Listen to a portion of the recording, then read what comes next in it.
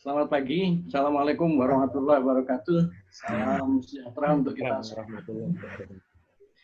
Pertama, saya mengucapkan terima kasih yang sebesar-besarnya khusus kepada Bapak Rektor Unsida yang telah berkenan memberi ruang untuk kita bertemu bersama di sini. Tidak hanya Flipmas, tetapi juga dosen-dosen yang memang aktif di masyarakat dan juga mungkin dosen-dosen yang baru punya minat untuk melakukan kegiatan-kegiatan di masyarakat. Dan apa yang ingin saya sampaikan ini sesuatu mungkin yang agak masih asing ya. Saya mengerjakan ini bersama teman-teman ngayah. Ini ada Pak Rai Remawe, ada Bu Pande, kemudian Pak Co, ini yang paling muda, Pak Nade, dan Pak Sudiana. Ini dari berbagai perguruan tinggi. Ya, Pak Rai Remawe dari ISI, Denpasar, kemudian Bu Pande dari Institut Hidu Dharma di Denpasar, Co dari Universitas Saraswati, demikian juga Pak Nade dengan Pak Sudiana. Masing-masingnya punya peran sendiri-sendiri, dan inilah yang kemudian selalu saya ingatkan dari hampir 15 tahun yang lalu bahwa dalam melakukan pengabdian masyarakat itu jangan sendirian, karena persoalan begitu kompleksnya gitu ya di masyarakat. Dan saya juga bukan mengkritik, tapi menawarkan sesuatu. Desa Kelan ini sebelum Flipmas masuk itu sudah menjadi wilayah binaan karena dia ring 1 dari aviasi. Jadi DPPU Pertamina yang ada di Tuban. Nah, letaknya sendiri Desa Kelan itu adalah di antara Pantai Kuta, ya Pantai Kuta ini, lalu kemudian bandara, lalu kemudian di sini ada Kadonganan, tempat kita sering makan malam di sana atau makan siang untuk makan ikan bakar itu. Di antara Kuta, bandara, dan Kadonganan itulah terletak Desa Kelan itu, Pantai Kelan. Pantai di antara dua pantai yang tersohor itu yang nanti kita bisa lihat bagaimana dia berada di antara dua pantai tersohor itu, dia berada pada posisi yang paling belakang. Kenapa itu kami pilih? Kami tidak memilih. Jadi pada saat aviasi itu yang diminta untuk melanjutkan pendanaan dari KEM dari 2014-2017, mereka melihat bahwa ada sesuatu yang berbeda yang kami kerjakan di Bengkale, di tempat Tuli Bisu tadi atau warga Kolok itu. Nah, walaupun mereka sudah punya program lalu dananya, yang mencoba minta untuk bagaimana di Kelan ini juga ditangani seperti halnya KEM. Maka pada saat kami masuk ke sana, dananya sudah terbatas karena sudah disetujui, dan itu pemikiran dari Pertamina sendiri. Ini menyebabkan keterbatasan. Tapi ini tidak berarti bahwa kemudian Flipmas menghindar dari ini. Foto nih. Apa yang sudah dilakukan oleh Pertamina? Oh, fotonya menunjuk pas ono wonge. Mohon maaf, ada suara Bapak unmute peserta. Nah, Moga, Prof. Jadi aviasi ini sudah mengerjakan SOP-nya sesuai SOP. Nah, sayangnya SOP yang ada di CSR ini mungkin jarang dievaluasi. Jadi semua standar. Maka pertama yang dilakukan adalah social mapping. Waktu saya pelajari social mapping ini, maka ada banyak hal yang tidak ada di dalam social mapping yang menyebabkan kita ini yang akan bekerja di masyarakat itu tidak bisa segera memahami program apa yang harus kami lakukan. Jadi social mapping itu hanya menuntun kita kepada pembentukan kelompok, lalu kemudian pelaksanaannya, dan setelah itu hilang semuanya. Ini yang terjadi. Karena apa? Karena social mapping itu baru berisi sebagian, bukan sebagian gitu, tapi sebagian dari informasi yang harusnya kita dapatkan. Nah, dari social mapping kalau kita lihat ya juga namanya sosial ya, social mapping. Jadi peta dari sosial ya. Sosial ini kan mempelajari atau menginformasikan interaksi antar manusia. Tetapi bagaimana dengan budayanya ini? Ini enggak keluar. Slideshow, Prof. Ya. Bisa di slideshow. Ya. Ampun, Prof. Nah, Apa yang terjadi kemudian? Bahwa setelah saya membaca social mapping, saya tidak bisa melakukan apapun. Aviasi sudah menentukan program-programnya. Oleh karena itu, saya mencari jalan lain. Bersama teman-teman ini, mari kita ke grassroots, mari kita ke masyarakatnya. Sudah di sana makan ketupat, kemudian minum kopi dan sebagainya ke berbagai tempat, baru muncul sesuatu yang tidak ada di dalam social mapping. Sadarlah saya bahwa apa yang saya khawatirkan dalam social mapping itu terjadi di sini. Jadi terbukti di sini.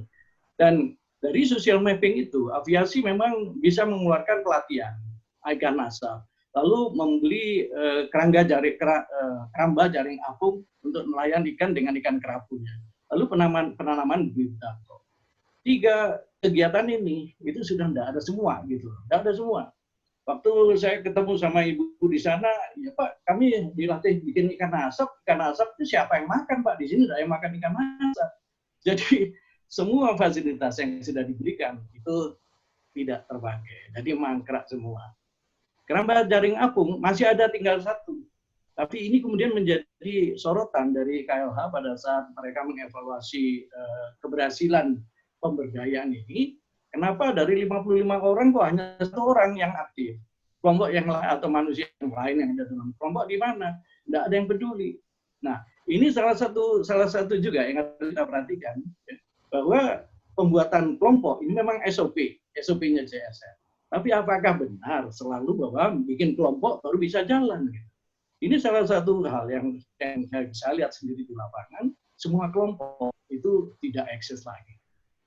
Semua pekerjaan itu ya akhirnya menjadi sambilan supaya alatnya masih ada, lah kemudian masih ada penggunanya gitu. Tapi itu pun hanya di keramba jaring apung. Kenapa dia bisa eksis? Karena orang ini punya banyak perahu. Perahunya dia disewakan ke kelompok pemancing. Nah, dia cukup dapat uang dari sana. Sehingga sambil dia mengawasi perahu-perahunya ini, dia berada di tengah laut itu untuk ngurus kerambanya. Nah, tetapi yang lain itu tidak peduli dia. Jadi kalau saya lihat satu persatu ini, semua memang akhirnya hanya memberikan informasi mengenai bagaimana sosialisasi kehidupan di sana, gitu ya, lalu kemudian interaksi antar manusianya, dan kemudian siapa aktor-aktornya, bagaimana cara mereka kemudian mencoba menyelesaikan persoalan dengan FGD dan sebagainya. Tetapi begitu saya masuk kepada pertanyaan, ini budayanya seperti apa? Jadi bagaimana ini karya-karya intelektual? Budaya itu kan karya intelektualnya manusia. Kenapa kok nggak ada di sini dalam buku ini? Ini sudah membuat sesuatu yang sifatnya missing link itu. Kita nggak bisa berpikir lanjut. Nah, kemudian saya melihatnya begini. Flipmas itu selalu melihat ya dalam sebuah kegiatan pengabdian pada masyarakat itu ada 3 unsur besar ini yang harus kita perhatikan. Peduli amat apakah ini sebuah kawasan kosong, kering, dan sebagainya, ataukah dia sebuah UMKM. Itu berlaku semua. Karena pasti ada manusianya, lalu pasti ada kawasannya, di mana lokasinya. Itu akan menentukan. Lalu komoditasnya itu pasti ada semua. Jadi 3 hal ini itu tidak bisa kita lepaskan. Nah, social mapping itu tidak lengkap menceritakan tentang 3 komponen ini, karena setelah kita tahu tentang 3 komponen ini, baru kemudian kita bisa memahami, oh kalau begitu kita bikin program ini, kita bikin program ini. Baru kita terus bicara dengan mereka. Ya. Nah, dari social mapping sendiri yang kemudian saya coba kembangkan ini, isinya adalah memang social mapping plus gitu ya. Plusnya apa? Informasi budaya belum ada. Lalu informasi sains teknologi juga tidak ada. Ya saya tidak bisa menyalahkan karena yang mengerjakan social mapping itu adalah teman-teman dari ilmu sosial. Jadi tidak ada engineeringnya gitu ya. Pasti dia tidak akan melihat sesuatu yang sifatnya sains teknologi. Ya. Lalu ini yang paling penting juga nih, nyanyian jiwa kawasan. Ini yang paling penting. Ini tidak akan muncul di FGD, tidak akan muncul pada saat kita mencari data-data di desa, profil apapun juga namanya. Tidak akan ketemu. Karena nyanyian jiwa itu tidak sekedar manusianya bernyanyi, tetapi alamnya juga memberikan sesuatu. Mungkin dia menjerit, tapi kita tidak dengar. Dan ini yang tidak terekam juga oleh social mapping. Nah, begitu kita melakukan yang namanya territorial mapping, tanpa harus minta uang lagi ke Pertamina, ternyata bahwa oke, sekarang penanaman bakau, karena itu sudah dilakukan oleh Pertamina dalam RAB-nya, lalu membeli ikan kerapu. Oke, sudah, karena itu sudah ada, tinggal beli aja. Keramba jaring apung pun juga kita tinggal beli. Nah, ini semua dana-dananya untuk 3 itu. Tapi kemudian setelah kami masuk dengan melihat informasi-informasi budaya, sains teknologi, dan yang terakhir adalah nyanyian jiwa ini, baru ketahuan bahwa di situ tempat orang mancing, tetapi tidak ada umpannya. Umpannya mereka beli di mana-mana. Ternyata untuk mancing itu cacingnya khusus, bukan cacing sutra atau cacing tada dan sebagainya, ada cacing spingan namanya, cacing spingan.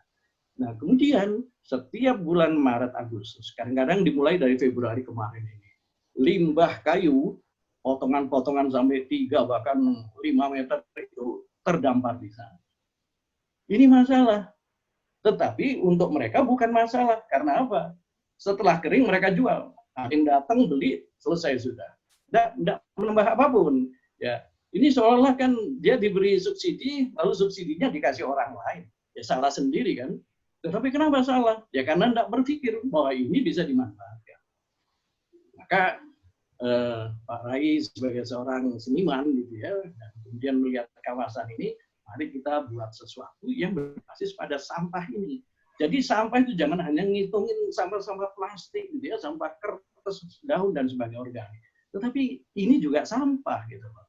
Karena apa? Begitu berdatangan itu bisa kuintalan, bisa tontonan gitu. Nah itu kalau sudah numpuk di pasir-pasir itu kan merusak pemandangan. Ya banyak mereka yang datang ke sana tidak peduli karena apa? Dipakai tempat duduk. Lalu kemudian apa yang tidak terlihat lagi adalah bahwa kita mungkin masih ingat Sabar Pungli ya. Sabar Pungli itu saya lupa lagi 2 atau 3 tahun yang lalu itu ramai sekali Sabar Pungli. Pokoknya sedikit-sedikit pungli disabar gitu ya. Nah di sini pun juga terjadi. Kalau pernah ke Bali atau sering ke Bali, pasti sering melihat adanya retribusi-retribusi. Kita tidak tahu apakah ini resmi atau tidak. Nah, di salah satu ini, di Klan ini juga melakukan hal yang sama. Bendesanya, kepala desa adatnya itu mulai ketakutan setelah satu demi satu teman-temannya berperkara, ditangkepin polisi. Akhirnya berhenti semua. Nah, berhenti semua kenapa? Polisi menangkapi siapapun yang namanya kepala desa adat itu yang belum punya aturan, belum membuat aturan, sudah melakukan retribusi karena punya kesempatan. Nah, setelah ditangkapi beberapa itu baru yang lain akhirnya berhenti. Akhirnya ini kan memberikan satu dampak psikologis baru ya. Uang yang tadinya mudah mereka peroleh tiba-tiba tidak boleh. Sedangkan mereka punya peluang. Ini yang saya istilahkan sebagai nyanyian jiwa itu. Mari kita lihat gitu sampai sedetilnya. Dengan cara ya kita bertanya, kita melihat, gitu ya. Kita melihat, kita bertanya apa sih yang terjadi di sini. Nah, dengan begitu setelah semua kita, ini tidak lewat FGD ya, tidak lewat FGD. Jadi bukan reserse juga. Jadi ya kita seperti temannya saja gitu ya. Mereka tahu, oh ini pernah datang ke sini, pernah makan ini dan sebagainya. Ya jangan ngobrol aja itu tukang-tukang itu ya, tukang-tukang kemudian pedagang-pedagang itu. Maka ada sesuatu yang diperlukan mereka. Namanya yang keenam ini, prarem palemahan. Prarem itu adalah adat ya, jadi aturan adat yang ditata dan disepakati oleh desa. Kemudian disetujui oleh pemerintahnya gitu, oleh pemerintah daerahnya. Kalau sudah pada level itu, tidak ada satupun polisi yang akan datang ke sana dan kemudian nangkepin siapapun. Ini yang terjadi. Jadi ada kegiatan-kegiatan kunci yang sama sekali tidak ada kelompoknya. Gitu. Nah kalau kita mulai dengan kelompok, siapa ini kelompok cacing? Siapa kelompok kayu? Mereka tidak punya, tidak ada. Karena masing-masing sudah kerja-kerja sendiri. Oleh karena itu hati-hati nih CS, teman-teman di CSR itu tidak selalu langkah pertama adalah membentuk kelompok. Kemudian membentuk lembaga-lembaga gitu. Ya, nanti saya beritahukan apa yang harus atau sebaiknya kita lakukan. Dengan cara territorial mapping, ya kemudian masih mengadopsi juga social mapping karena bukan sesuatu yang bertentangan, tetapi territorial ini melengkapi social mapping. Nah, muncullah di sini di Klan Timur itu pantai di sebelah timur. Kalau yang Klan Barat, pantai di sebelah barat. Maka di sebelah timur ini pun bermasalah. kami dengan Pak Rai itu sudah membuat desain. Jadi desain wisata di Kalam Timur itu dengan memanfaatkan bakau. Tapi kemudian diingatkan, hati-hati Pak Sundani, di situ wilayah bermasalah. Ya, berani-berani kita mengubah lahan di situ, itu kita akan segera berhadapan dengan polisi. Lah, saya terkejut karena Pertamina sendiri tidak pernah menyampaikan gitu. Akhirnya betul, kami datang ke wilayah Tahura di sana. Wah, jangan sekali-sekali bermain di sana, kecuali menanam bakau. Nah, penanaman bakau ini pun juga yang dikelola Pertamina. Seperti biasanya lah gitu, mereka nanam setelah itu pergi. Yang tinggal hidup itu hanya 3%. Ya, dari 2.000 tanaman yang di tanaman bakau itu. Sehingga di Bali itu sudah dikenal tanaman bakau, beli tanaman seremonial gitu. Karena ditanam pada saat seremonial, habis seremonial itu ya sudah selesai gitu, hilang semua gitu. Dan masyarakat ini tahu bahwa siapapun menanam di situ pasti akan tidak pernah berhasil gitu. Mereka sudah tahu dari karakter kawasannya, ya, naik turunnya atau pasang surutnya air laut, kemudian arus dan sebagainya gitu. Nah, kami bukan kemudian percaya begitu aja. Oke, ini sebuah tantangan gitu ya, untuk Flikmas ini sebuah tantangan. Orang farmasi kok ngurusin bakau? Ya nggak apa-apa dong. Kenapa? Farmasi ngurusin bakau. Karena tidak ada ahli bakau di Bali. Ini masalah gitu loh. Jadi kita itu kalau dari masyarakat ada tantangan begitu, jangan lari. Saya kan orang farmasi, itu bakau. Kenapa? Daun bakau kalau dimakan juga jadi obat, gitu kan? Nah, hari cara kita berpikir begitu. Ya mungkin kita pertama berhadapan dengan persoalan itu kita berpikir pusing, kita berpikir. Tapi inilah peluang untuk kita belajar gitu loh. Sehingga Flikmas itu memang misinya tuh selalu harus belajar. Nah, kemudian muncullah kegiatan yang namanya budidaya cacing spingan. Tapi ini mungkin kita juga akhirnya harus mengevaluasi diri. Di Bali ternyata yang ahli cacing itu cuma cacing tanah. Tetapi begitu dia bertemu dengan cacing laut, ini cacing pantai, itu kayaknya lumpuh begitu. Saya juga heran. Nah ini kan masih marga cacing sama cacing cuma yang satu hidup di air tawar, yang satu lagi hidup di air asin. Ini sampai sekarang masih tidak bisa kita. Apalagi terus ada COVID gitu, ya sudah selesai semua sudah. Cacing spingan ini. Karena yang mancing juga alhamdulillah nggak ada. Ya, alhamdulillah. Di Klan Barat berkembang menjadi sesuatu karena tidak ada hal-hal yang kemudian menyebabkan kita bisa dikatakan kriminal. Nah, kemudian apa yang kita lakukan Klan Barat?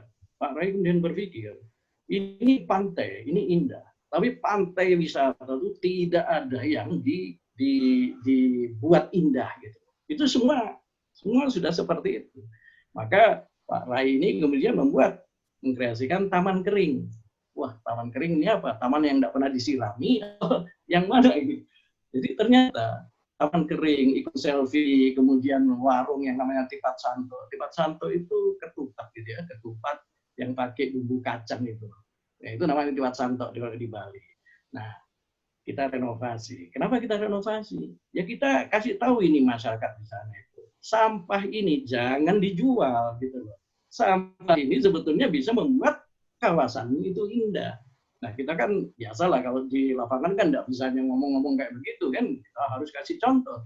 Nah Pak Rai ini bikin kreasi taman kering, kemudian ikon selfie, kemudian warung tipat yang tadinya lahan dia di bawah di lantai itu adalah pasir, kemudian orang sudah makan ketipat ini, kemudian ada angin, sudah ketipatnya campur pasir.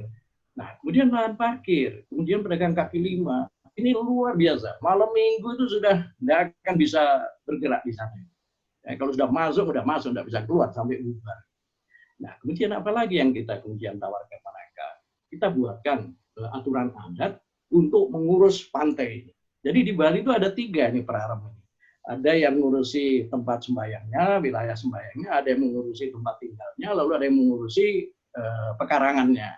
Nah, Praram perumahan ini yang pada pekarangannya. Setelah peraturan ini tidak dibuat dan tidak disahkan, maka jangan harap wilayah pantai itu bisa dimanfaatkan. Pada tahun awal 2018, di mana Flikmas kemudian dimintain tolong oleh aviasi, ini kondisinya. Ini. Jadi sampah ini nggak lama nanti dikumpulkan sama warga di situ, nanti ada warga dari luar masuk ke sana. Lalu kemudian yang kedua, apakah karena ini dianggap gurun pasir ini, maka ada orang di sana, ya orang Bali di sana yang kemudian membuat wisata onta, wisata onta ini. Ini mencium ini bukan salah satu atraksi wisata, ini entah ya mungkin dia tahu ini orang Arab ini gitu ya. Jadi ada wisata onta. Waktu saya tanya, kok bisa-bisanya mikir begini gitu. Oh, di Bali ini belum ada onta gitu. Jadi supaya pertama orang tahu onta itu seperti apa. Lalu yang kedua, orang naik onta juga belum ada di sini. Jadi kalau naik onta, dia keliling pantai itu bayar gitu. Wah, ya pintar juga ini orang-orang ini. Dosen nggak pernah mikir ke situ. Ya, apalagi mikir sampai onta di Bali, nggak pernah dosen mikir ke situ. Nah, empat teman ini, yang kanan ini adalah babinsannya, lalu yang ini adalah kepala desa dinasnya, dan ini adalah Pak Rai Mau ada di tengah, lalu ini adalah kepala desa adat, bendesa namanya ini. Bendesa ini orang kaya, tapi preman gitu. Wah sudah, preman kaya ya sudah, tingkahnya tuh sama maunya gitu. Tapi apa yang dia janjikan itu dia kerjakan. Jangan heran, ini bendesa ini anak-anaknya semua sekolah di Australia. Ini awal 2018, masuk ke sini melihat begini, ini mau bikin kelompok dari mana ini? Kan kita tanya sama bendesanya, ada nggak warga yang belum punya kerja yang bisa masuk sini? Oh nggak ada, semua sudah kerja. Lalu kalau kita terus berkeras pada bikin kelompok dulu, ya kapan selesainya, kapan? Oleh karena itu di sini sudah daripada milih-milih mana ayam mana telur, sudah pilih aja, pilih apa? Pilih telur, pilih ayam, pilih itu aja dulu. Gitu. Akhirnya kita pilih telurnya dulu. Gitu. Ayamnya beli di mana? Nggak ada ayam sih. Kita pilih telurnya. Apa artinya? Semua persoalan di sini. Kita buatkan dulu aktivitas di sana. Jadi aktivitas yang kemudian bisa memberikan perubahan ya pada kawasan itu, sekaligus mulai menarik perhatian bahwa mengubah kawasan ini ternyata bisa mendatangkan penghasilan. Gitu. Jadi kalau sudah ada kegiatan yang mendatangkan penghasilan, akan datang orang-orang ke sana. Jadi jangan bikin kelompok baru kasih kerjaan. Banyak yang hadir di sana, banyak yang dapat persenan di situ, tapi produknya tidak pernah sustain. Ini kita harus lihat gitu ya. Jadi jangan ikut-ikutan standar. Jangan ikut-ikutan standar dalam membuat proposal itu. Nah, berakhir kemudian ini masih belum selesai ya Pak Rai masih belum selesai. COVID ini memperpanjang penderitaan kami memang ini COVID itu karena harusnya ini Desember selesai. Wah tapi itu kan sudah mulai ada kesulitan. Kenapa kesulitan? Karena sampah yang banyak ini baru datangnya Februari. Menurut masyarakat itu November sudah datang. Oh ya setelah November kita bisa kerja. Ternyata baru Februari. Wah, enggak tahu ini apa pakai sembayangan dulu terus dia datang gitu. Tapi tiba-tiba datang. Persoalannya adalah dari mana ini? Dari mana? Karena setiap tahun itu selalu datang. Mulai dari Februari ini ya sampai Agustus, sampai Agustus ini selalu datang. Kadang-kadang sampai Oktober gitu ya.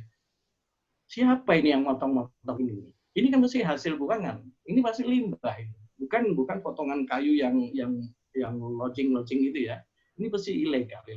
Lalu dari mana nih? Dari pantai barat Bali kah? Ataukah dari pantai timur Banyuwangi kah? Tidak ada yang tahu. Dan orang tidak peduli. Yang penting begini masyarakat di sana kumpulin jual. Nah, pertama berhadapan dengan masyarakat yang penjual-penjual ini, lalu oleh Pak Rai itu tidak boleh gitu ya sama aparat desa di sana. Mereka agak bingung. Si pembelinya pun juga itu, dulu boleh kok sekarang tidak boleh. Gitu. Sekarang ini dimanfaatkan oleh warga desa ini. Maka Pak Rai mulai melatih mereka. Apa yang dilatihkan gitu? Yang dilatihkan yang pertama ya motong gitu. Untuk kemudian dijadikan bagian-bagian dari ikon selfie tadi, dari gerbang ini ya, dari gerbang. Nah, kemudian dibuatkanlah taman kering istilahnya itu, jadi ada tegakan-tegakan dari sampah-sampah kayu itu yang dipilih kemudian dibenamkan. Nah, ini pun juga ada tekniknya. Sebab apa? kalau pernah ke Kuta dan mendengar bahwa Kuta pernah tersapu air pasang itu, di sini pun terjadi. Begitu dia kena sapu begini, begitu semua hanyut. Nah, walaupun sudah diberi dudukan setengah meteran, ini akhirnya Pak Rai sama teman-teman sipil itu ya sudah ditanam lebih dalam lagi, baru dia bisa eksis. Nah, kemudian juga kita tidak hanya memperbaiki kawasan kami gitu ya, tapi juga ini pedagang warung tempat santo yang seperti ini. Nah, sekarang sudah diubah seperti ini. Belum selesai, karena nanti atapnya akan ditutupi alang-alang, kemudian pilar-pilar beton ini akan ditutupi kayu. Nah, ini masih belum selesai. Melihat konstruksi seperti ini, Desa dengan warganya mulai, Pak, kenapa kok nggak bikinkan untuk desa, Pak? Wah, nggak ada uangnya. Karena memang nggak dialokasi sama aviasi, nggak ada uangnya. Kalau gitu Pak, jangan berhenti dulu. Ini uangnya saya siapkan. Itu dari desa. Karena dia tahu, kalau desa punya kafe di sana, wah itu akan makmur. Nah, sekarang sudah ada Pordawirnya ke sana. Ada orang pemuda-pemuda yang mulai melihat bahwa ini kegiatan ini, kalau saya kerjakan, ini bisa menghasilkan pendapatan. Gitu. Jadi jangan kreasi kelompok dulu, kreasikan ini lapangan kerjanya dulu. Aktivitas yang bisa menarik perhatian mereka, wah ini bermanfaat untuk desa saya dan juga untuk kami warganya. Sehingga praktis sekarang kawasan ini menjadi berubah dan sudah ramenya sudah tidak bisa. Saya bilang coba dihitung manusianya itu berapa yang datang tuh, ngapain aja dia ke sini gitu kan. Nah, ini masih belum selesai karena harus nunggu desa gitu ya. Tapi desa sudah siap-siap, dia bikin fondasinya, lalu jalannya dia perbaiki, parkirnya dia sudah siapkan. Nah, kemarin tanggal 30 itu harusnya mereka sudah sudah sobyah ya. Nyobyah itu artinya meresmikan berlakunya perarem tadi itu. Tapi mungkin pada saat itu nggak jadi lagi karena desa diaudit dana desanya itu. Karena dari mereka satu hari nggak bisa. Ini mundur lagi. Ya mudah-mudahan September ini sudah bisa selesai. Dan ini sudah saya sampaikan Pak Arya. Mohon nanti kalau diresmikan itu Pak Arya bisa hadir atau paling tidak kalau daring ya bisa melihat apa yang terjadi di sana sebelum dan setelahnya. Ini di Klan Timur. Di Klan Timur ini situasinya sangat berbeda. Jadi kami ingin mengubah kawasan di situ sudah nggak bisa. Dia harus taat pada aturan. Yang bisa adalah membeli keramba jaring apung lagi satu, lalu kemudian ini adalah wajah cacing spinning itu yang dipakai untuk mancing. Nah ternyata mereka datangkan itu ada yang dari Banyuwangi, dari negara gitu ya. Wah, nah kok di wilayah sendiri sih nggak ada gitu. Nah, kenapa sih nggak ada dosen-dosen yang tertarik di budidaya cacing ini loh, sehingga pantai di sana itu dicacingin gitu. Jangan hanya perutnya aja dicacingin gitu. Wilayah ini juga perlu dicacingin itu untuk kesuburan bakonya. Nah, ini bakonya, ini wilayah bakonya. Jadi ke kanan kiri ini sudah bako semua. Sehingga kalau kita pernah melintasi akan ke bandara itu pasti ada hutan bako. Nah itu jangan sekali-sekali mengubah kawasan itu, kecuali nanam bako.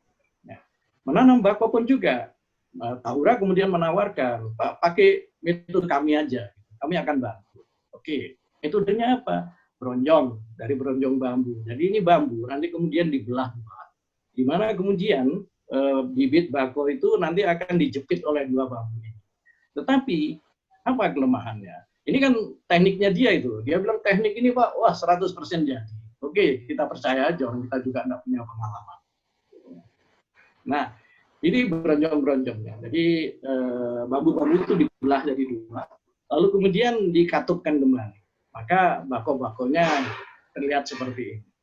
Tapi apa ya? Karena tanaman seremonial memang begitu. Jadi begitu selesai tanam ditinggal, tidak melihat bahwa tanaman bako itu patah lehernya begini.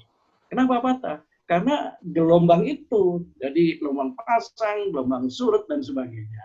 Ini yang menyebabkan si batang ini kemudian tertahan oleh mulut atau puncak dari bambu ini. Ya pasti patah. Udah patah kayak begini lah, nanti kan tumbuhnya bako ini kemana gitu. Nah, kemudian dari situ kami juga melihat ada satu hal di sini yang apa namanya terlewat gitu ya. Di sini ada tanaman bako. Ya, kalau saya tunjukkan di sini. Ini adalah tanaman bako. Jadi bako-bako tersisa itu di bagian dasarnya ini itu tumbuh namanya tritip. Tritip ini banyak sekali kita jumpai di pelabuhan-pelabuhan itu. Jadi dia nggak perlu baja kayak, kemudian beton kayak, kayu kayak, termasuk tanaman ini. Nah, tanaman bako yang dari sejak awalnya sudah dimakan sama tritip ini kropos ya. Kalau sudah dia mengeras, itu sudah kerasnya seperti batu karang. Kalau kita mau coba menguliti ini, itu sama dengan menguliti tanaman bako, dan mereka akan segera mati. Begini pun juga, karena terus naik, ini bako ini juga akan mati. Nah, sengsara di situ, masyarakat itu sudah tahu. Yang kedua lagi, pertama tritip ini, ya, yang nempel-nempel ini. Yang kedua adalah ganggang ini. Dan ganggang ini pun juga jadi penyakit di sana, bukan menyebabkan di virus gitu ya, seolah-olah terinfeksi bako, itu tidak. Tapi yang terjadi adalah karena ganggang ini kan dia akan mengapung. Begitu dia mengambang begini, pada saat air pasang, maka ganggang ini akan nabrak si pohon bakonya. Begitu nabrak pohon bako, pada saat dia kering, dia akan membagi pohon bako. Patah lagi bakonya. Ini persoalan-persoalan. Dan masyarakat rupanya sudah tahu itu. Tapi ya hanya tahu bahwa gagal aja. Perlahan kemudian ya kita coba pelajari seperti itu. Lalu apa yang bisa kita buat dengan trik yang sederhana. Tadinya pakai karung segera hancur. Kita pakai selang, ya, selang yang kita belah, kemudian kita ikat lagi, di mana tritip itu sudah tidak punya peluang masuk. Tritip tidak punya peluang masuk. Lalu kemudian ini kita ikat lagi nanti di sini, supaya ini kemarin sudah ditinggikan lagi supaya dia setinggi ini, sehingga di sini yang kemudian diikat. Ya, diikat.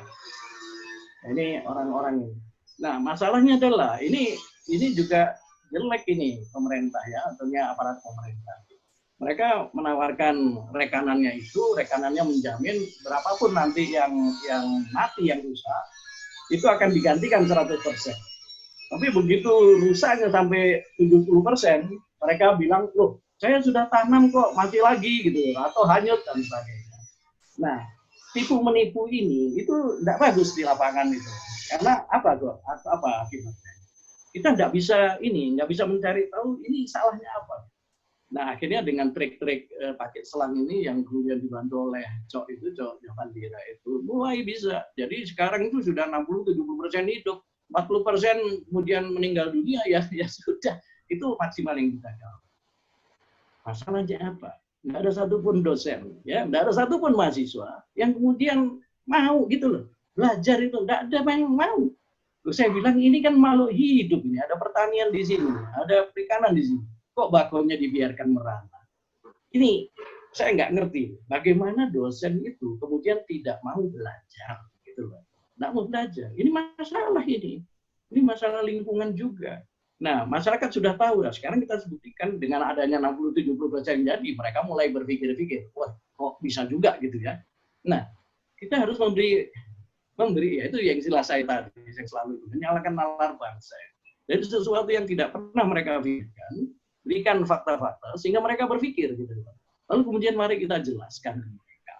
Ya. Nah, dengan demikian, kemudian semua pekerjaan alhamdulillah sudah selesai, tinggal kafe desa. Mungkin seminggu lagi ini Pak Rai sudah pusing dia di sana. Ini akan menyelesaikan kafe desa. Ini contoh yang namanya perharem. Ini cover depannya. Ini contoh aja. Saya nggak, karena klan masih belum dibukukan, maka saya nggak bisa memberi contoh klan. Ini adalah di desa Penatih. Penatih itu kalau kita mau ke Ubud, kita akan melewati. Ya, Penatih itu. Nah, isinya adalah, nah ini yang bagus ini di Bali ini. Ya, di Bali ini bahasa Bali. Di mana perharem itu ditulis dalam bahasa Bali. Ini bahasa Bali bukan bahasa Indonesia. Lalu kemudian di sini bahasa Kawinya, bahasa Bali kuno. Jadi ngikutin Jawa kuno. Nah, kita bisa lihat bahwa kehidupan atau karya intelektual nenek moyang kita itu masih dibawa, masih dihargai di sana. Ya. Kemudian juga bahasa Balinya sendiri itu pun juga supaya mereka yang tidak bisa membaca aksara ini, jadi kita itu mungkin tidak buta huruf, tapi kita semua bisa jadi buta aksara. Nah, jadi jangan senang-senang dulu sih ya. Nah, dari sinilah kemudian kalau Tinggal berapa menit? Sudah lewat. 1 menit. Oh, lewat sudah ya. Ya. Ya sudah. Ini terakhir. Seperti yang tadi saya sampaikan bahwa praram itu ada 3. Ini untuk yang ruang sembahyangnya, jadi ritualnya, lalu ini rumahnya, tempat tinggalnya, ini adalah pekarangan. Nah, praram ini kalau dia sudah selesai, maka daerah wisata itu akan segera, insya Allah akan berlimpahan uang ke sana. Dari parkirnya, dari pedagang kaki limanya, dari pedagang warung-warungnya, kemudian dari retribusinya, dari jualan kafe desanya, dan sebagainya. Oleh karena itu saya sarankan, ciptakan pekerjaannya dulu, baru kelompoknya tercipta. Jangan dibalik.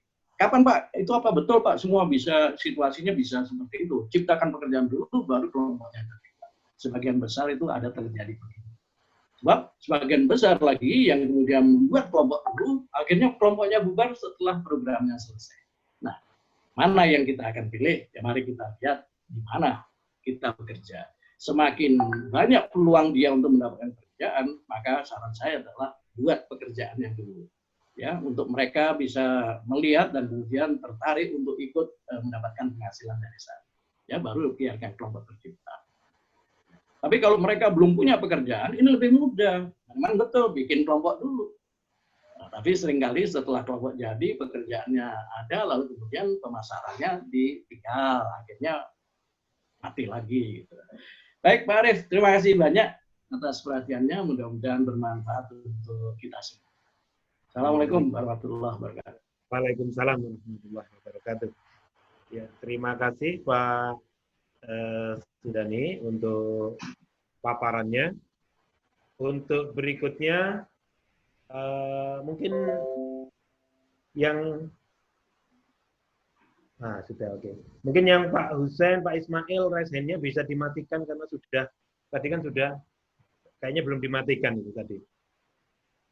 Kita ganti nanti yang lain. Saya kira itu tadi yang disampaikan oleh Pak Sundani. Ya, ada beberapa hal. Ada paling tidak ada 3 hal yang saya catat yang sangat penting gitu ya. Tadi ada territorial mapping versus social mapping. Kemudian yang kedua tadi aktivitas dulu, aktivitas pengembangan atau pengembangan wilayah dulu yang dilakukan versus tidak membentuk kelompok gitu ya. Kemudian tadi yang ketiga itu nyanyian jiwa. Nah, itu yang nyanyian jiwa itu yang agak berat gitu ya. Jadi yang 3 hal yang menurut saya menarik. Tapi ada satu hal yang mengganggu Pak Sundani tadi. Kalau malam minggu katanya penuh, sehingga kalau sudah masuk nggak bisa keluar. Nah, itu mengganggu pikiran saya. Kalau sudah masuk nggak bisa keluar itu. Ya, saya kira itu karena tadi itu pasti ini teman-teman kayak mendengarkan Brahma Kumbara karena ceritanya itu runut gitu ya, runut. Mudah-mudahan tidak ngantuk ini di rumahnya masing-masing. Nah, sehingga masih bisa mencatat apa yang perlu di-sharingkan dengan Pak Sundani dalam rangka tadi kita belajar apa sih spirit yang membuat Pak Sundani bisa seperti itu tadi. Saya kalau suruh cerita kayak Pak Sundani detail gitu ya mungkin nggak bisa gitu. Tapi kalau tidak orang yang tidak mencintai kegiatan pekerjaannya pasti tidak bisa cerita sedetail itu. Nah, kita coba bongkar aja ini rahasianya apa. Mari kita buka 2 penanya dulu. Mungkin Pak Boge, ya Pak Boge 1, kemudian yang lain nggak ada yang raise hand ini yang lain, hanya Pak Boge. Kalau Pak Bulka ini tadi sudah, jadi tidak saya ini sama Pak Ismail. Pak Boge dulu, silakan Pak Boge. Silakan diperkenalkan. Pak Boge, halo. Di-unmute dulu Pak Boge. Host bisa meng-unmute Pak Boge.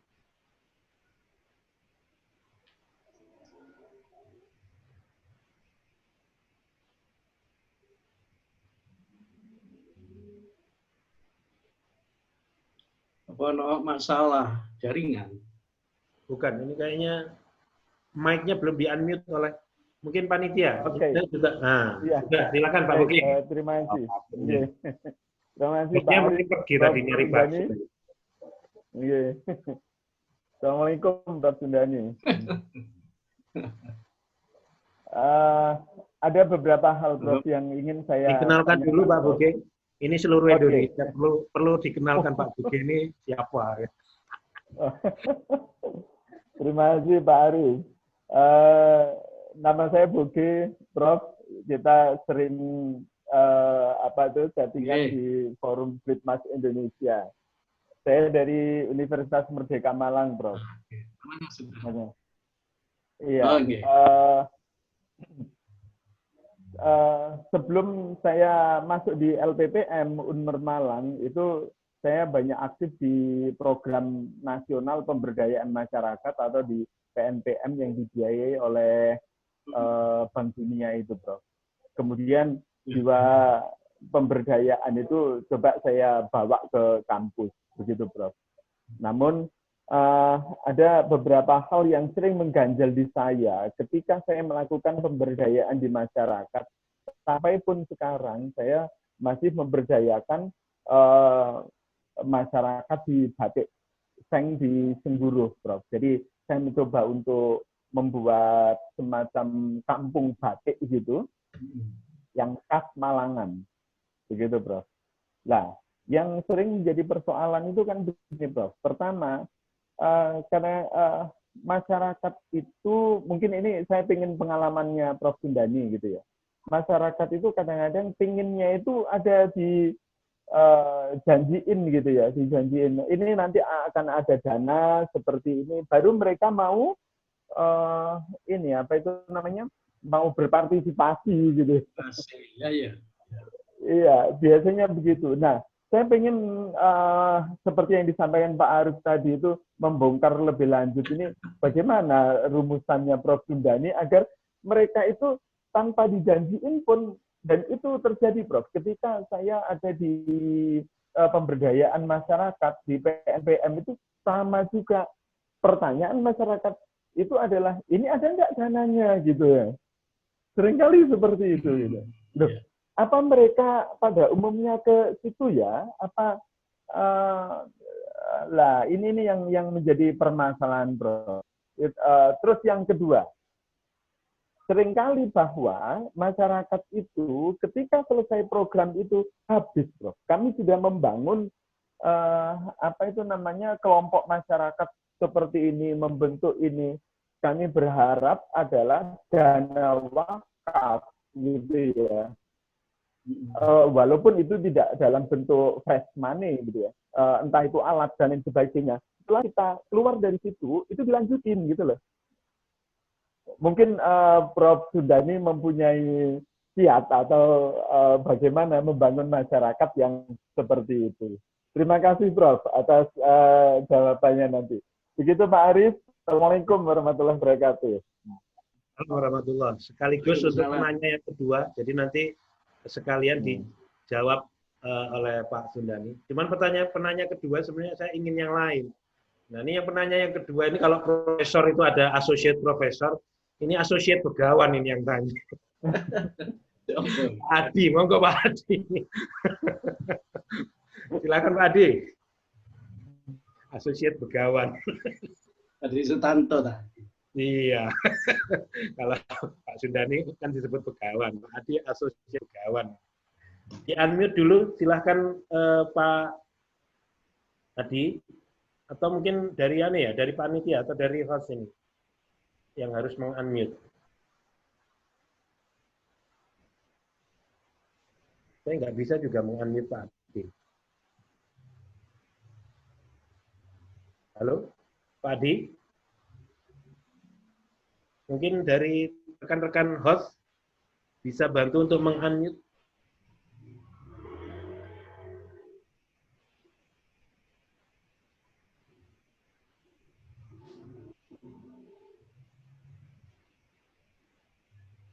Loh, Pak Adi malah mana? Enggak jadi Pak Adi. Pak Adi, halo.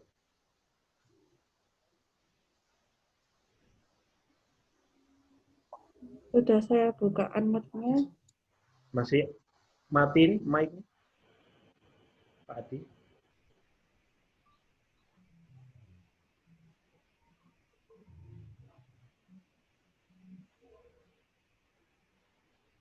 Atau mungkin kita bergeser dulu karena Pak Adi belum ini juga ya. Halo Pak Adi. Kayaknya lift Pak Iya. Arif, Pak Adinya. Oh iya. Kalau gitu Pak Dewa Gede Raka Wiyatnya. Pak Gede Dewa, Pak Dewa Gede Raka Wiyatnya. Pak Husen jangan tanya lagi. Pak Dewa, silahkan Pak Dewa. Selamat siang. Selamat siang Pak Dewa. Iya.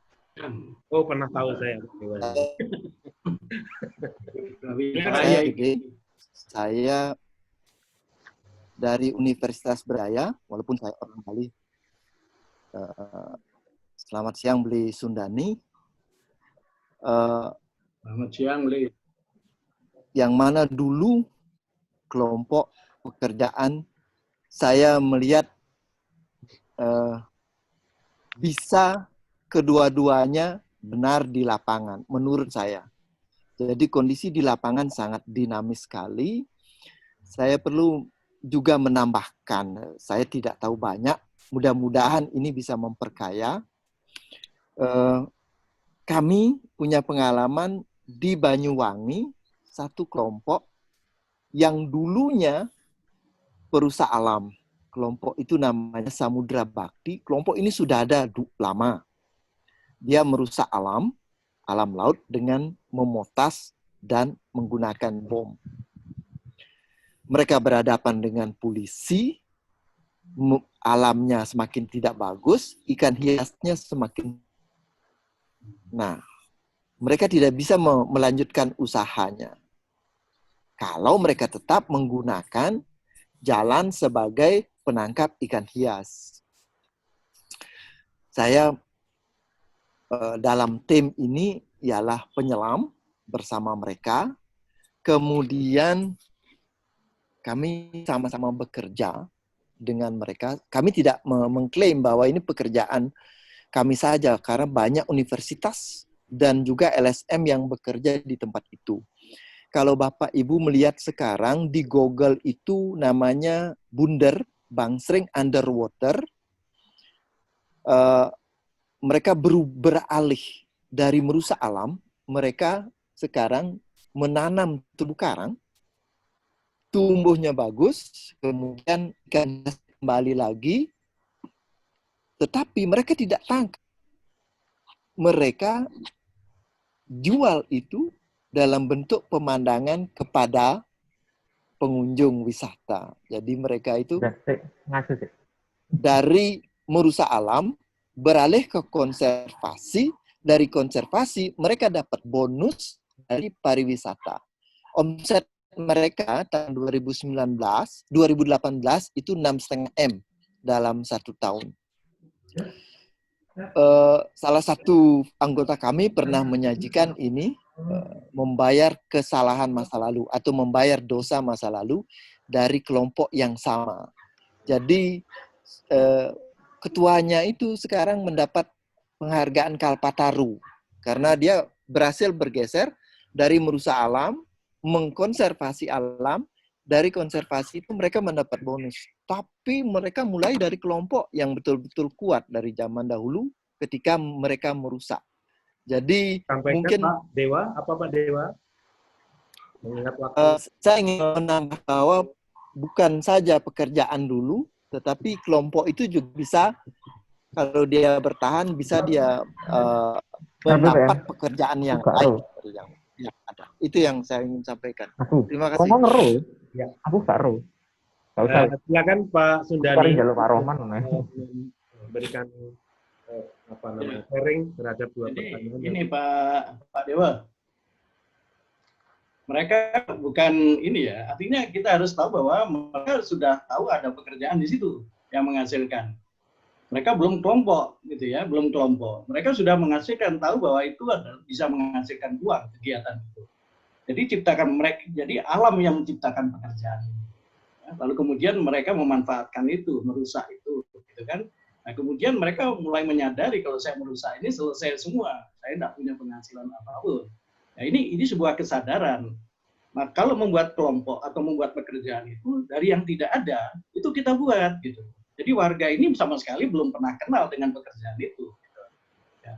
Nah, kalau dia sudah artinya sudah insaf begitu, itu pekerjaan sudah ada sejak lama gitu ya. Ini yang dibuat oleh alam, bukan oleh kita yang melakukan pengabdian pada masyarakat. Ya, kita mungkin ikut menyadarkan mereka, tetapi tidak membuat lapangan kerja itu. Tapi lapangan kerja itu sudah ada sebelumnya. Ya. Nah, kemudian Pak Boge, ini penyakit Sabang Merauke, Pak, ini Pak. Nah, kenapa itu terjadi? Kalau dosen itu masuk ke sebuah kawasan, maka yang ada itu adalah semua sikap yang menyakitkan perut kita, gitu, yang bikin perut kita mules. Gitu. Karena apa? Kita kan ingin membantu, tapi lagu-lagunya mereka itu seolah ngapain dosen-dosen ke sini, taunya teori aja, paling-paling nanti bawa proyek supaya dia dapat uang. Sinis mereka, gitu ya, menerima kita sinis. Karena itu mereka selalu tanya, ada uangnya nggak Pak Boge gitu. Pak Boge karena ditahu, wah ini ada nanti program Pertamina ini gitu. Pak Boge bilang, nggak khawatir, ini ada program Pertamina begini. Lalu mereka berdiri hidup gitu. Tapi sebelum kita kemudian menjadikan ini kasus, di kampus kita apa nggak terjadi hal yang sama Pak Boge? Ini dulu ya. Kita misalnya gini, Betul itu Bro. dunia nih, atau ADB lah, bantuan dari luar negeri. Atau grant gitu ya. Coba begitu proyek ini berjalan 3 tahun, semua sibuk di situ. Coba setelah selesai, apa yang dilakukan oleh dosen? Sama kelakuannya gitu loh. Sama, ditinggal semua, sudah tidak ada honornya kok. Kenapa saya harus ribut-ribut di sini? Biar aja orang lain yang masih mau kerja di situ. Ini terjadi di kampus. Jika saya lama-lama berpikir gini, sebetulnya kampus ini refleksi dari masyarakat kita. Orang bilang, wah di situ kalau nanti bantuan pemerintah itu disunatin habis sampai kepala desa. Emangnya di kampus tidak ada yang nyunat-nyunat? Terjadi juga gitu loh. Jadi premanisme itu bahkan kalau saya lihat di kampus itu jauh lebih sadis ketimbang premanisme yang ada di masyarakat. Ini pengalaman saya sudah 2001 itu membuat program yang namanya IBIKK. Teman-teman yang berbisnis di kampus ini. Kenapa saya buat program itu? Kami buatkan dengan Bu Yaya waktu itu. Karena fasilitas kampus itu yang PTN terutama hanya 40% terpakai, 60%-nya nganggur. Nah, ini kemudian kalau mahasiswanya atau lulusannya aja bisa berwirausaha kok, masa dosennya nggak bisa? Ternyata ada beberapa dosen yang punya jiwa wirausaha, tidak punya tempat untuk produksi. Di lab-nya itulah mereka produksi. Kalau masih 100 juta, padahal uangnya itu hanya 300 juta. Kalau masih 100, 300 ya omsetnya. Tidak ada yang peduli. Begitu dekat 1M, 3M, 5M, nah itu baru terjadi. Semua dosen-dosen yang ada di sekelilingnya kemudian menjadi iri dan berubah menjadi preman langsung atau tidak langsung. Dia akan ceritalah sama dekannya, Pak Dekan, kenapa itu Pak Sundani boleh menggunakan alat itu? Ya, mana? Untuk kita itu mana? Kan gitu. Kalau dekannya tidak mempan, dia pergi ke rektor. Selesailah semua ini. Jadi yang namanya startup itu 2001 itu sudah ada di kampus-kampus. Tapi entah sekarang berapa yang masih tersisa, saya nggak tahu lagi. Teman-teman yang bagus, yang punya feeling bisnis, saya tahu bahwa premanisme itu akan terjadi di mereka di kampus-kampus. Mereka segera bawa usahanya itu keluar. Boleh Pak, boleh aja, gitu. Boleh aja, bawa keluar, baru selamat mereka. Yang tinggal di kampus selesai semua. Nah, tabiat ini itu sudah dibiasakan oleh Pemda. Semua programnya begitu. Nawari ini ada uang, kamu kerjakan. Dan mereka tahu. Jadi Pemda itu sudah senang-senang aja. CSR juga banyak yang seperti itu. Ngasih-ngasih begini ditinggal, mau bubar kayak tidak, kayak itu tidak peduli lagi. Karena ya sudah, yang penting itu di kertas itu ada nominal, dia membantu siapa, berapa banyak. Nah, itu cukup gitu. Bahwa hasilnya tidak ada, itu jangan diharapkan. Nah, tahun demi tahun masyarakat kita itu dibiasakan dalam bantuan-bantuan berwujud seperti ini, itu yang menyebabkan Pak Boge berhadapan dengan kelompok masyarakat yang menunjukkan jati dirinya ada uang nggak. Kalau ada uang saya bantu. Gitu. Nah, kalau melihat dari budaya seperti ini, kenapa kemudian saya katakan saya menangkap nyanyian jiwa itu. Jadi lebih dari setahun lah kita dulu di sana itu bergaul dengan mereka, sehingga kita tahu bagaimana perilaku mereka, karakter mereka, dan mereka tahu siapa kita gitu. Kita datang ke sana. Nah, kalau kita dikenal sebagai orang yang jujur, kemudian banyak membawa perubahan-perubahan kecil misalnya gitu kan, kita bantu ini, bantu kecil-kecilan. Mereka segera merasakan gitu loh bahwa yang hadir ini orang yang bisa memberikan manfaat ke kita gitu. Nah, pada saat mereka kemudian ditawari, ayo kita bikin ini yuk, gitu. Mereka segera tanggap, wah ya, gitu ya, oke, kita jalan gitu. Jadi kalau mulainya dari saling menghargai, ya tanpa kita menjanjikan ada uang sekian dan sebagainya, kita bergaul aja, lalu kemudian sambil melihat ya kehidupan petani ini. Petani ini kan hidupnya itu sudah kayak penjudi, ya, seperti sekarang yang terjadi. Full harganya Rp700 dari 3.000 target mereka.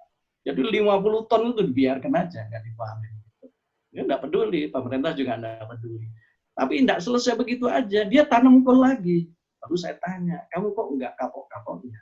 Saya ini petani, Pak. Kalau tidak bertani, itu bukan petani namanya. Bahwa nanti saya dapat rezeki ya, untung gitu ya, alhamdulillah. Rugi kayak sekarang, ya alhamdulillah. Nah, ini kan penjudi sudah gitu. Mereka bilang, iya Pak, saya penjudi memang gitu. Tapi dalam konteks yang berbeda ya. Nah, kenapa kok kita biarkan ini berjudi? Ya, kenapa kita biarkan berjudi? Padahal kita bisa mengubah cara berpikirnya.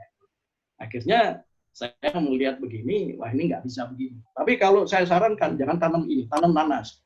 Memangnya nanas itu nanti akan menghasilkan berapa Pak? Nah, ya kan? Mereka tanya gitu. Nah, saya nggak pernah punya pengalaman. Lalu kemudian saya mengubah cara mereka berpikir. Mengubah apa yang mereka harus tanam itu. Dengan cara mereka harus menjadi supplier dirinya sendiri. Saya buatkanlah dua sekarang ya, dua usaha di sana UMKM yang kemudian dalam waktu yang pendek aja, baru mulainya pandemi kemarin dibuka itu sekitar Mei gitu ya. Ya alhamdulillah sekarang mereka tuh sudah punya 8 produk, ya 8 produk gitu. Itu kreasi mereka sendiri. Karena mereka tahu bahwa apa yang saya sampaikan ini kemudian membantu mereka juga mengubah mindsetting mereka gitu. Kemudian melihat, iya ya, saya bikin bawang goreng, kenapa enggak saya tanam sendiri? Daripada saya tanam wortel, saya tanam kol, nanti dia kalau hasilnya kemudian untung, kalau enggak. Nah, kalau dia tanam bawang, dia bikin bawang goreng, berapapun harga bawang itu, dia enggak akan terkejut gitu, Pak. Kalau tinggi, bisa jual sebagian. Nah, mengubah pola pikir seperti ini, itu yang paling penting di petani. Sambil kemudian memberikan pemahaman-pemahaman mengapa kok kita melakukannya seperti itu. Jadi gitu Pak Boge. Jadi jangan kita datang sekaligus ke sana lalu kemudian kita FGD kemudian begini begitu, nanti pasti akan ditanya uang itu. Sama seperti kampus. Bikin gawe proposal berapa sih nanti dapat uangnya segini oke. Begitu proposal diterima, uangnya jalan, rame semuanya ada di kampus, tidak ada yang pergi. Begitu program ini atau proyek ini selesai semua, tidak ada lagi yang ada di kampus. Nah, persis ini direfleksikan juga oleh sikap masyarakat. Nah, cara saya begitu. Mari kita berkenalan dulu, tanpa harus memberitahu bahwa suatu ketika saya akan bawa uang di sini. Tanpa harus cerita gitu. Baru mereka akan keluar dengan karakter-karakter aslinya, kejujurannya, dan sebagainya gitu ya. Dan kita akhirnya punya kesempatan untuk belajar bagaimana kita bisa memperlakukan mereka. Gitu. Ini Pak Boge gitu ya. Ya. Terima kasih Bro, terima kasih Pak Ari. Ya, matur nuwun Pak Prof. Sundani atas materi paparan, kemudian juga sharing dari pertanyaan teman-teman, kemudian Pak Boge dan Pak Dewa pertanyaannya. Mungkin untuk sesi ini kita akhiri dulu. Kami mohon semua peserta untuk memberikan applause dengan memencet tombol reaction, applause. Ya wes, sama-sama. Terima kasih. Ya. Matur Pak Sundani atas Tapi yang sudah dimanfaatkan dengan baik.